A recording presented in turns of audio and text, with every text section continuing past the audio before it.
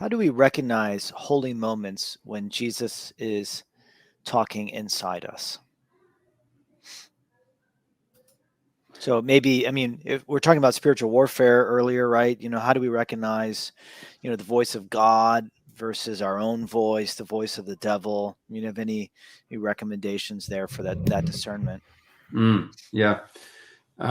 If it involves your descending in terms of a movement towards humility, um, it's probably of Christ.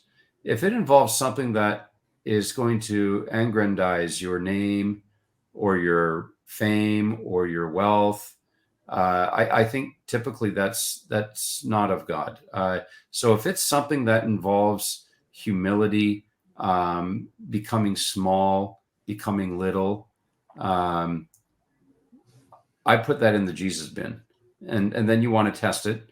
If it involves puffing oneself up, um, I put that in the devil's bin.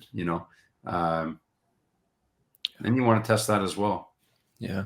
I just jump in just from my own kind of experience and kind of working through this question over the last, really since my conversion when I was 15. I've been really interested in this idea, like what is from me, what is from God. I found two things to be helpful. The first is before I begin my kind of prayer routine in the morning, I really just sit with myself and I'm just like, where am I at today? How am I doing? What's on my mind? What am I thinking about? Just on a natural level. And I find that like when I'm much more in touch with where I am, it lays a groundwork for a conversation with another, with the Father, with the Son, with the Holy Spirit. So when I am in that conversation, um, it's like, okay, well, if I'm just lost in this distraction about this person I'm upset with, it's like, well, I know that's just me right here. But if it's like the Lord kind of pushing me, prompting me, helping me to descend, like you said so beautifully, Father, it's like, okay, that's from another, and that's, very powerful. So I find just taking that time, kind of natural time is kind of what I call it, of just like, hey, where am I at, today, with what's going on in my life. And, I think the other thing I would say is just from, gosh, countless conversations with my spiritual director where I come to him full of my own thoughts. And he just asked me a simple question like, hey, have you taken this to Jesus? And it's so basic, but it's just also always so penetrating and helpful.